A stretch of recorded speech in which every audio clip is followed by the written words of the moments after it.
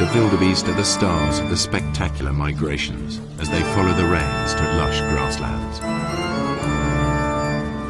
This is the greatest concentration of game in all Africa.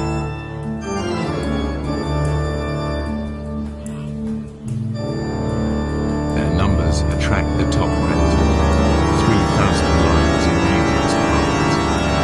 But by day, contrary to what most films show, the big cats are not a serious threat to the humans. Good eyesight and safety in numbers protect the wildebeest. This lion certainly acts like a natural killer. By contrast, the hyenas are just hanging about.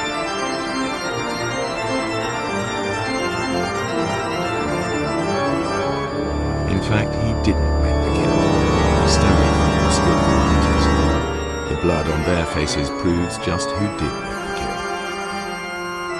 All too often, hyenas are portrayed as light-fingered lowcats. Yet, while the hyenas were feeding, the Prince of Thieves appeared. This is the bit most wildlife films leave out. Lions pinch the hyena's prey. Far from scavenging for a living, 9 times out of 10, hyenas make the kill.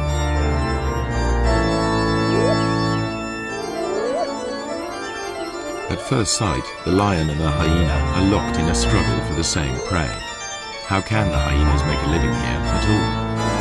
Until now, the only images come from filming by day. But lions and hyenas hunt most of their food at dark. The balance of power is about to shift for everyone.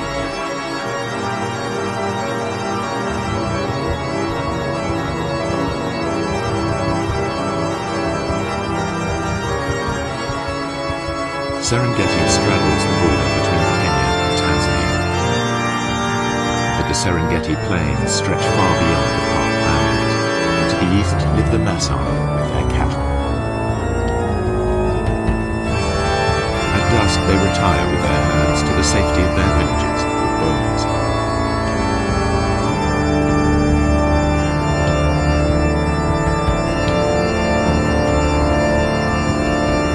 A wall of thorns keeps thieves and attackers away from their cattle and huts.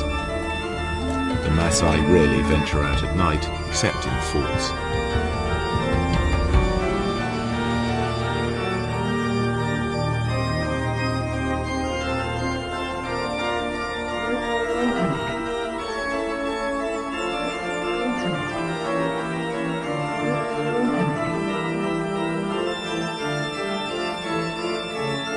Empty by day, the grazing land suddenly looks rather full, and these cats are not here for a nap.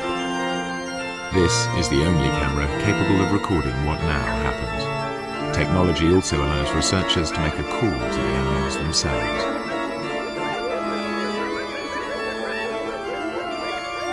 Tom Maddox is counting predators in the Serengeti. He too thought the Maasai land was empty of lions and hyenas, as they're never seen by day. But Tom soon got a shock. Now he prefers to make his observations from the safety of his land.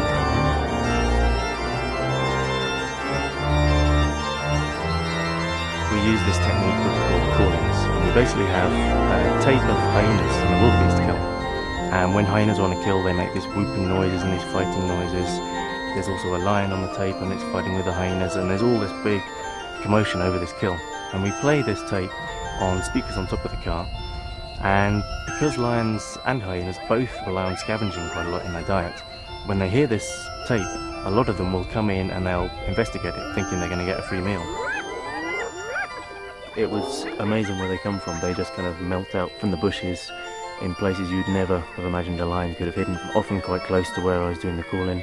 And then it was equally amazing once the call-in's over, once they decide to go back under cover, usually about the time that the Maasai is starting to go out to the bomas around 7 o'clock.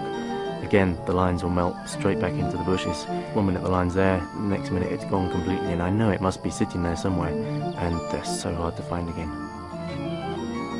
The ultra-sensitive camera is many times more powerful than Tom's military scope.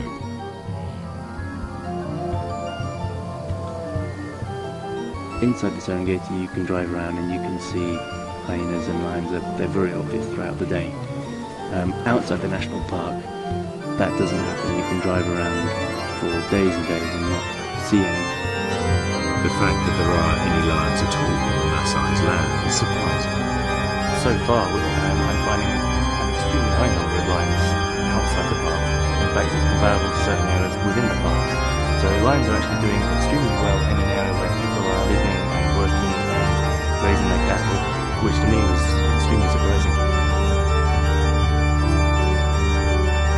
Hyenas are also extremely common.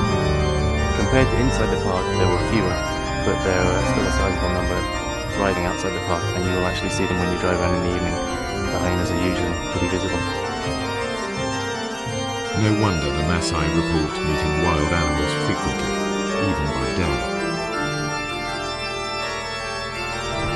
Another worker on the night shift is Paula White.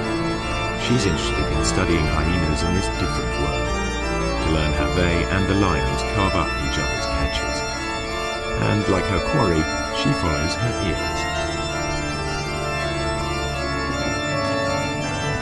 I'm going out to see if I can find some hyena kills. Take a look at how many clan members are on the kill and whether or not there's any clashes going on.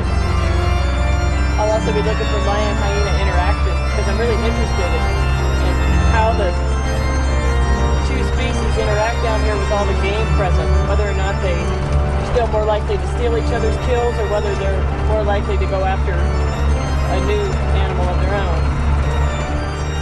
So what I'd be doing is driving the roads looking for action, and then I'd stop once in a while and listen for sounds of kills, listen for any animals moving. Sounds travel much further than the cool night animal. On a still night, hyenas can hear whooping over 10 kilometers away.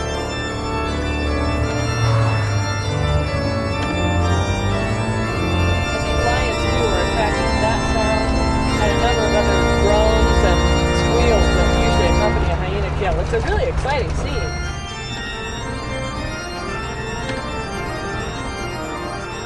There's a hyena running in front of me. The way he's running, I imagine he's going for a kill, so I'm going to stop and listen.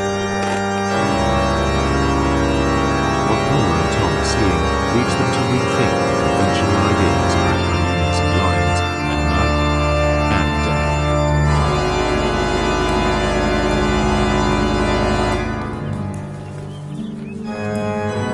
The Serengeti's two top predators, both zebra, wildebeest and gazelle. It's a mystery how they survive when they appear to compete for the same prey. Usually in nature, two competitors can't share the same food supply. It simply isn't allowed. Yet they both thrive, and although lions and hyenas share the same diet, the two animals are very different. The one thing they have in common is that their societies revolve around the females. Among cats, lions are unique in the way they live together. Most cats are solitary. Lions form small groups, prides. At the heart of each pride are relations, sisters, cousins, and aunts.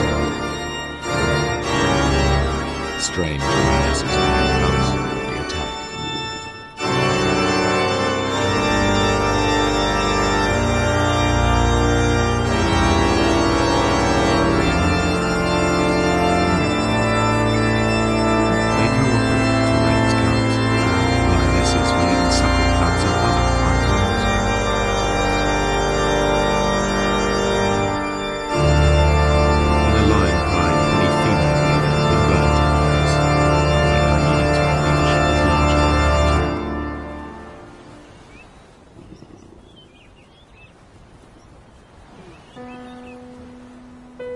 At times the males are absent, at others they hang out with the females.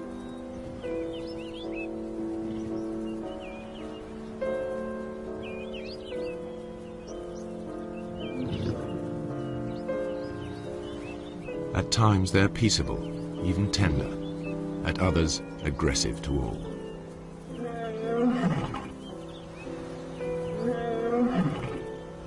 In spite of their smaller size, lionesses not only retaliate, they may even pick fights with the males.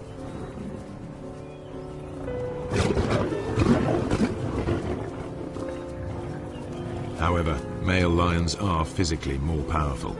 In a test of strength over a kill, the female will come off worse.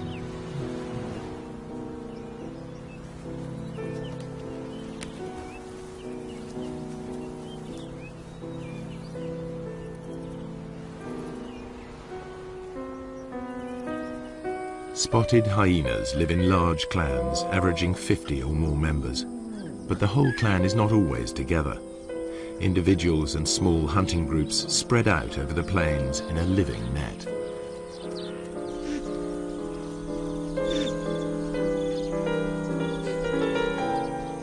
In the Serengeti, hyenas usually make dens in abandoned burrows. Here the cubs are easily hidden from lions and other predators. Litters are small, only 1 or 2.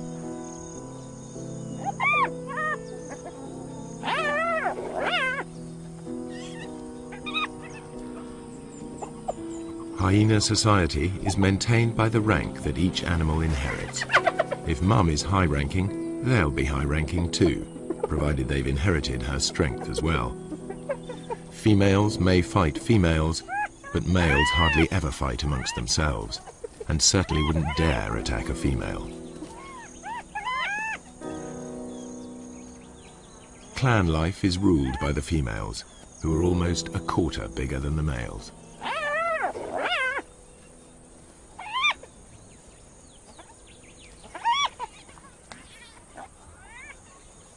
The cubs fight in their first days of life, but once they know their place, they're far more likely to play together than to scrap.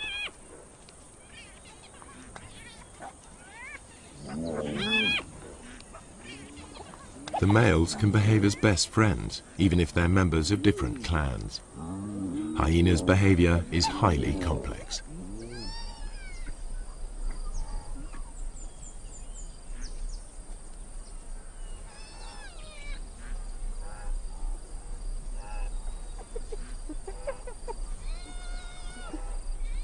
From weaning to fighting, much of what hyenas do still remains to be studied by scientists.